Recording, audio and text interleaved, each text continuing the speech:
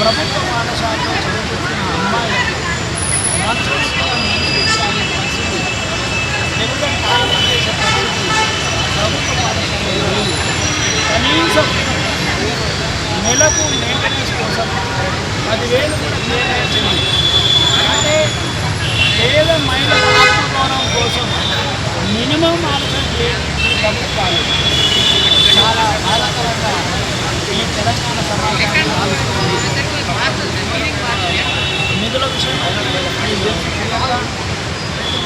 ఎక్కడ కూడా రోడ్లు డ్రైనేజీలు ఫ్లైఓవర్లు కట్టిస్తే పేద ప్రజల ఎకనామిక్ పరిస్థితులు పెంచిన దాఖలు లేవనే విషయం తెలుస్తుంది. ఒకవేళ పేద ప్రజల ఎకనామిక్ పరిస్థితులను పెంచితే సంక్షేమ పథకాలు తీసుకునే పేద ప్రజల సంఖ్య ఎందుకు పెరుగుతుంది? అంటే ఏ పేద ప్రజలైతే ప్రభుత్వం మీద ఎక్కువ ఆధారపడుతుందో పేదరికం తగ్గనట్టే. కాబట్టి నేడు టీఆర్ఎస్ పార్టీ కావచ్చు, నాటి టీఆర్ఎస్ పార్టీ కావచ్చు, నేడు తెలంగాణ కాంగ్రెస్ పార్టీ కావచ్చు, పేదరికాన్ని పెంచడానికి ఉన్నతులను లేకపోతే ఇంకా ఉన్నతులు వేయడానికే ఇది భారత కొనసాగుతుంది తప్ప నేను వైద్యం విషయం కూడా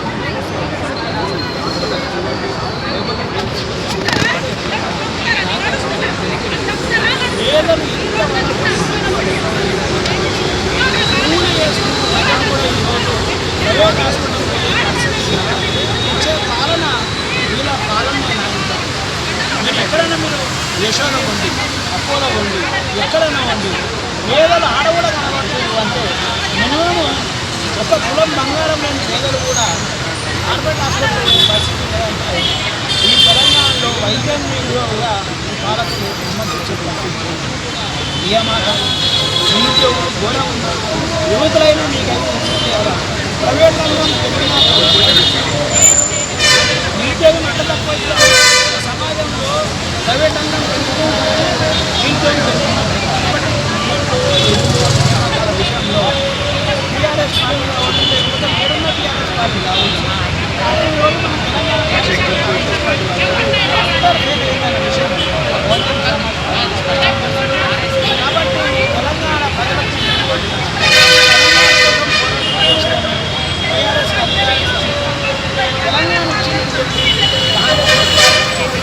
తెలంగాణ మద్దతు బీజేపీ కూడా కొంతవరకు మద్దతు ఈ తెలంగాణ ప్రజలు నేను కోరుకునేది ఏమీ ఆశించకుండా తెలంగాణ ప్రజలు ముఖ్యంగా ఏదైతే అమరవీరులు ఉన్నాయో వాళ్ళ ఆశయం నెరవేరాలని, తెలంగాణ ప్రజల సమస్యల పరిష్కారం కావాలని బ్యాంక్ గారు ఏదైతే బాబాసాహెబ్ అంబేద్కర్ చిన్నారాష్ట్ర చెప్పిన ఆయన ఆశయాన్ని సిద్ధించిన మేరకు బ్యాంక్ కుమారి న్యాయవాది గారు 39 మంది ఎంపీలు అన్కండిషన్ మద్దతు తెలంగాణకి ఇచ్చి ఈ తెలంగాణ రావడానికి కీలక భూమిక పోషించిన విషయం నేను స్పష్టం చేశాను.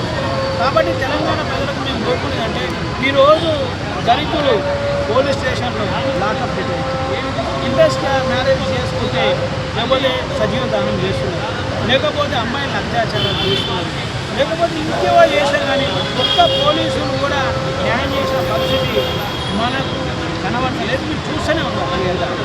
కాబట్టి ఉత్తరప్రదేశ్లో ఒకసారి బ్యాంక్ కుమారి మాయావతి గారు సీఎంగా ఉన్నప్పుడు, ముఖ్యమంత్రి ఉన్నప్పుడు ఉత్తరప్రదేశ్లో అణగారిన వర్గాలపై దాడులు, అన్యాయాలు, అత్యాచారం చేసిన ప్రజలను ఆమె ముఖ్యమంత్రి అయిన తర్వాత 1,50,000 మందిని జైల్లో పెట్టి ఈ దేశంలో ప్రతి గ్రామానికి బహుజన్ సమాజ్ పార్టీ రావాల్సిన అవసరం ఉందనే విషయం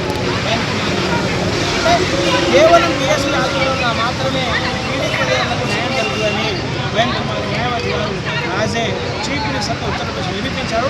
అదేవిధంగా తెలంగాణలో కూడా రేపు ఈ ప్రజలకు న్యాయం జరగాలంటే కూడా బహుజన్ సమాజ్ పార్టీ అధికారం వస్తే తప్ప అది సాధ్యంగా 39 మందిని ఎంపీల మద్దతు ఇచ్చిన బహుజన్ సమాజ్ పార్టీ విషయంలో కూడా మరి తెలంగాణ ప్రజలు ఆలోచించిన విషయం కూడా స్పష్టంగా కేవలం వీళ్ళు ఉన్నతులను ఇంకా ఉన్నతులు చేయడానికి, పేదలను ఇంకా పేదలు చేయడానికి, అసలు అన్యాయం జరిగిన ప్రజలకు ఏమాత్రం న్యాయం జరగాలనే విషయం మనమందరం కూడా ముఖ్యంగా మీడియాకి ఇంకా బాగా తెలుసు క్లియర్గా.